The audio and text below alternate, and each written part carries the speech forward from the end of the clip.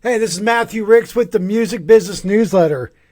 And today, have you ever met an artist with big dreams, no budget, and way too much heart? Well, I got an email from a 20-something-year-old piano player who's grinding in coffee houses and he wants to figure out how to level up.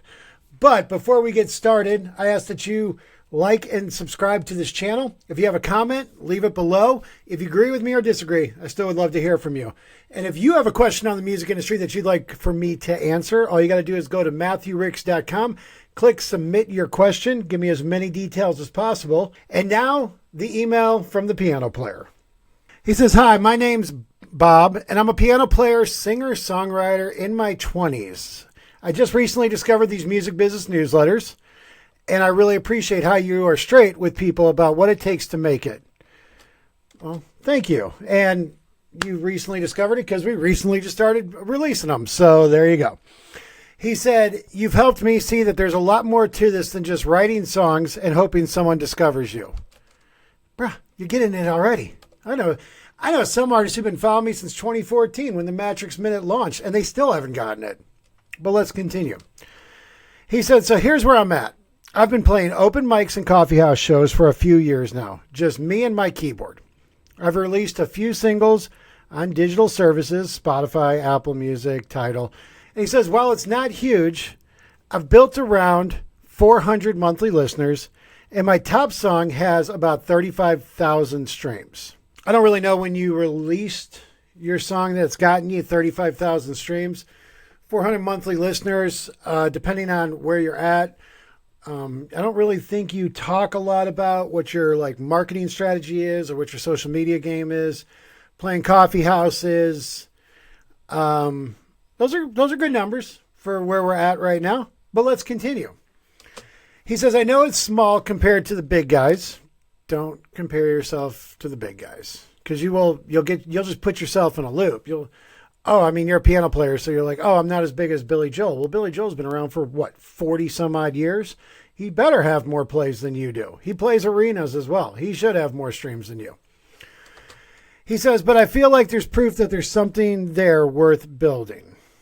Believing in yourself is never a bad thing, is it?" He says, "Lately, though, I've hit a wall. I want to start taking things to the next level, build a band, find a manager or a booking agent, and start doing real shows instead of just local coffee shops." It's not a bad goal. I mean, I think before you're looking for a booking agent, everybody always wants a booking agent. They just think that booking agents are just waiting for every artist to come around. And that then when they do get a booking agent, they're just going to have a ton of shows and a ton of offers. And it doesn't, I mean, I know signed artists who are booked, who have booking agents like the big boys. And they have songs on radio. And, 20, 30 shows a year.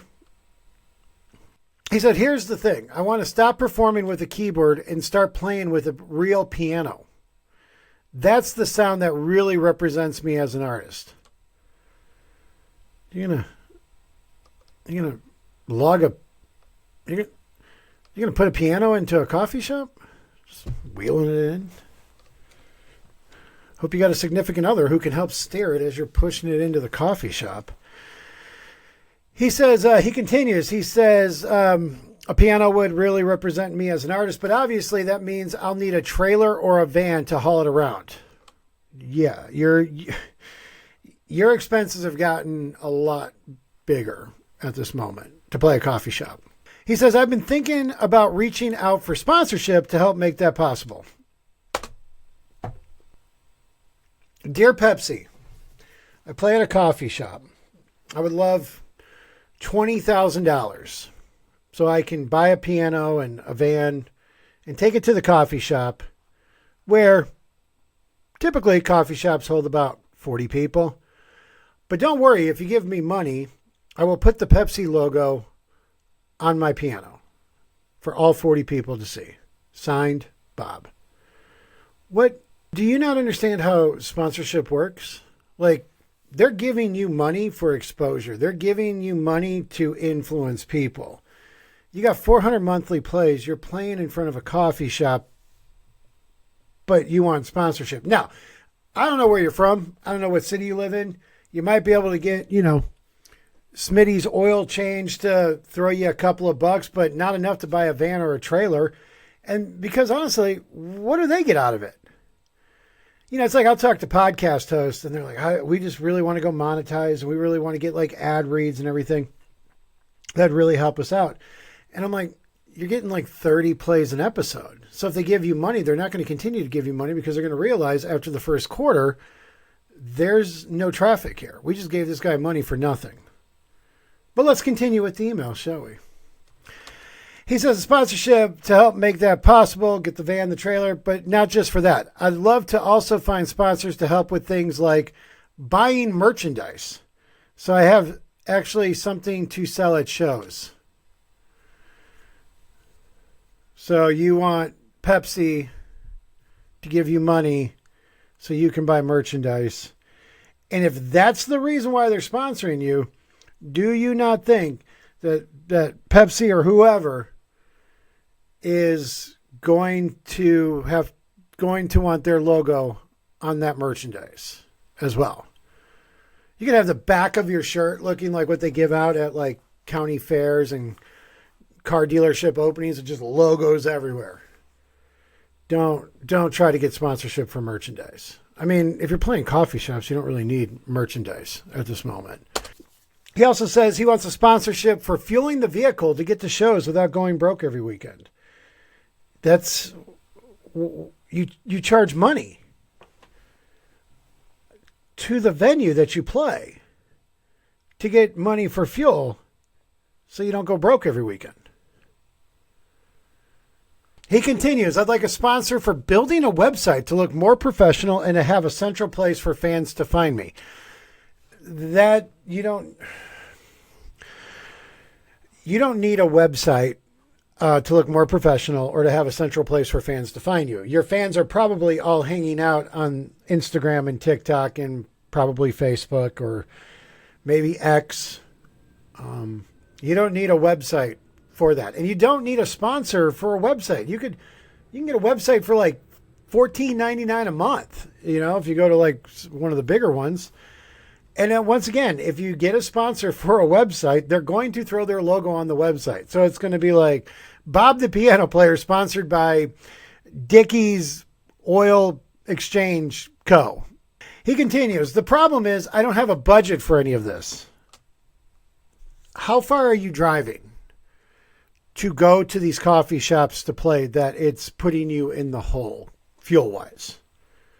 I wish you would have told us where you live and how far you travel for this stuff, because are you going 20 minutes or are you going 5 hours? Once again, a website's like $14 with 400 monthly listeners on Spotify and you playing coffee shops, open mic. I don't even think you could sell merchandise at an open mic. I think your focus is kind of all over the place right now, but let's continue with the email. He says, right now it's all coming out of my pocket and it's starting to feel impossible to move forward.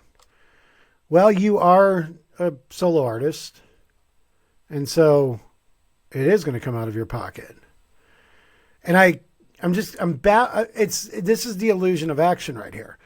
You're not really making any money. You're not really not gaining any traction for whatever reason. We don't know why.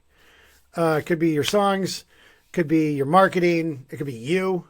We don't know why, but we just know right now, you know, you're playing coffee shops, you're getting 400 monthly listeners, you're not making any money. But the illusion of action is, well, if I can start bringing a piano, that's going to increase my revenue. If I can get a website, that'll increase my bookings. If I can get a sponsor to give me fuel money, then maybe I'll perform better. It's all this stuff that's like, this is going to fix it, but that's not the root cause of the problem as an artist for you. But let's continue. He says, so here's what I'm hoping you can help me with. I will try my best. He says, how do I build a team around me when I have no budget? Well, if you're talking about a team, you're talking about a booking agent and a manager, which we've talked about. You never pay a manager a monthly retainer. I don't care what they say. I don't care why they need it. You never do it. They live off of percentages. If you make $5 that month, they get their 15% cut.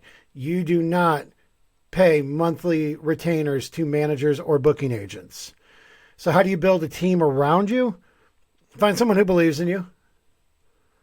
Find somebody who's itching to become an artist manager and who believes in you.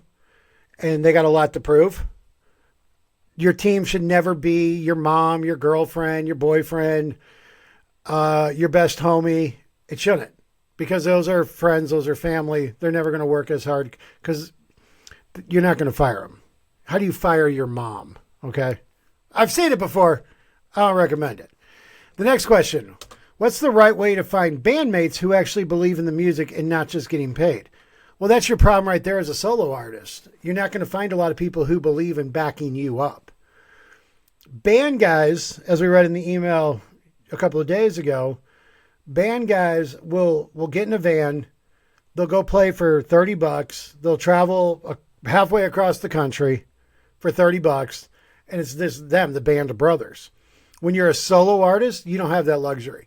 You're not asking somebody to believe in your vision for your piano music. You're looking for the best musicians who are easy to work with, who are good for the culture of your band. And yeah, you're going to have to pay them.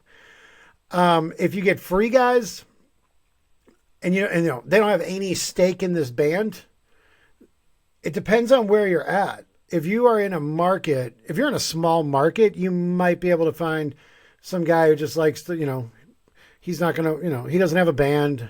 He's probably got a mortgage, a wife, and he can do this on the weekends, whatever, no problem. And he'll do it because he just loves to play, he loves to jam out. But that's not a guy that you're going to take the long way with. Typically, also, when you find those guys, they might not be the best musicians because, they know they're not the best, or they might be older. And if you're in your 20s and you got a band of a bunch of 50-year-olds, it's just a weird optics. It looks really kind of thrown together. So for you to get a band as a solo artist, yeah, you're going to have to either create a band or pay them or not have a band or just have really terrible musicians. You find that 18-year-old kid that's going to play and he can't keep tempo with the drums. He continues. What do booking agents or managers look for before they take on someone? Someone with more than 400 plays? Someone who's got merchandise? It depends, because I have worked with artists who have had nothing, and they had their singles out for 3 months, and it didn't even break 1,000 plays. But I believed in them, and I loved them as people, and we started working together, and things took off. But I had the luxury of doing that because I don't go and work at a law firm or wait tables or whatever. This is my job. So I could spend the time to help develop somebody, not making a dime, right? Not making a dime. And so someone in my position, I would roll the dice on somebody who's playing coffee shops and 400 monthly listeners if I really enjoy the music and I see the potential. Not just it's not a rental. We are going to do this together for the rest of our lives. because I see that potential in you. And I found you and no one else did. But typically managers aren't looking for, you want you want a booking agent and a manager and you don't even have merchandise. You want a booking agent and a manager and you want to get a sponsor to give you gas money. It's not really something that a lot of booking agents or managers are jonesing to get their hands in, because right now it looks like your priorities are all over the place. And he continues to ask, and is chasing sponsorship at my level realistic, or should I focus on growing more first? Yes, focus on growing more first. I don't even know if you came to me and I ran a tilapia stand and you came to me asking for sponsorship, I'm going to want to know, what do I get out of it? Is it tax deductible? No. Is there a ton of eyes who are going to want to come to my tilapia shop now because of this? No. You got 400 monthly listeners. You're playing coffee shops. That's not to diss what you've done so far, but if I'm giving you my money, or if I'm a booking agent and I'm going to give you my time and I'm going to give my reputation to you, I need to see more growth. I need to see better numbers. You're telling me you've been gigging out for a couple of years and you don't have a band. You got 400 monthly listeners. You don't have any merchandise. I can't come and bail you out. You got to participate in your own rescue first. So he continues, I really believe in what I'm doing and I'm willing to put in the work. I just need some direction. Going around with your hand out looking for money so you can get a website, so you can have a central place for your fans. It's not 2004. What are you going to make on this website? You're going to put a blog place there? You're going to put a messaging board? Your central place should be Instagram, TikTok, Facebook, wherever you live social media wise. But also, you said you're willing to put in the hard work, but then you're complaining about gas money and you don't have any money for this and you don't have any money for that. And so if you're willing to put in the work, then put in the work and don't have your hand out looking for everything. You want band members to believe in your vision without any money. And I mean, probably, honestly, if I was to bet, you're probably playing these coffee shops for free. I know nobody makes any money with open mics, but you're probably playing these coffee shops for free. And that should change, but probably why it's not changing is because you're probably not pulling anybody. You're probably playing in front of people who are at the coffee shop on a Saturday just having coffee, if I was to guess. He says, I want to grow not just musically, but professionally. And I feel like I'm standing at a point where I've gone as far as I can on my own. You haven't gone anywhere. You haven't gone anywhere. You have 400 monthly listeners on Spotify. You play coffee shops. You do not have any merchandise. You want to pull your fans from TikTok and Instagram to a website so you have a central location. You haven't gone anywhere. So how do you these exaggerated terms that artists use? Like, I've gone as far as I can. I've tried everything. No, you haven't gone as far as you can. How do you go as far as you can? You want a sponsor so you can bring a piano to a coffee shop. You want a sponsor to buy you a van and a trailer so you can bring a piano. You want band members to play for free so they can catch the vision. You want a manager to do that. Like, you don't have any responsibility here. Like, you're just doing you. And then when something doesn't go right, or you're only playing the coffee shop, or you only have 400 monthly listeners, it's everybody else's fault because you've done all that you can. And the sad part is that you probably have people in your life who agree with when you make that statement. Oh yeah, you've worked hard, honey.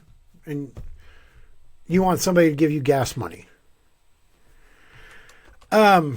He said, thanks for everything you do. Your videos make me feel like this dream's still possible.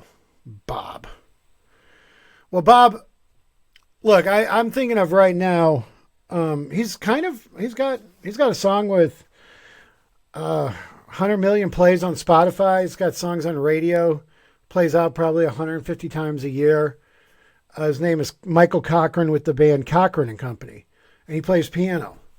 He's got a keyboard. He's headlining tours, and he's got a keyboard. Why? Bringing a piano around. I worked with the Fray back in 2007. They would get off, then they were in a bus. They had the trailers on their buses. The piano would come out, and they'd have to sit there and tune it because driving the road, the rattling around in the trailer in the road case, like, it knocks it out of tune. So you're going to go to a coffee shop with your piano and then have to tune it. And everybody in a coffee shop wants to hear you tuning a piano. It's just you. And do you even know how to tune a piano? Because I know not every piano player does. And if you got people like Michael Cochran who are playing in front of 1,500 people, 2,000 people a night, bringing a keyboard out and playing, you can do the exact same thing. Don't be too proud. You are not lacking right now because of your piano situation or your keyboard situation. You're lacking right now because you sit around and you go, I need this from somebody. I need this from somebody. I need this from somebody. Work on your songs. I bet anything right now, and I don't know anything about you, it's a marketing issue and it's a song issue. Your songs probably aren't capturing people. Your songs are probably not having the coffee drinker like pause and be like, whoa, that's a great song. How can I hear more of this?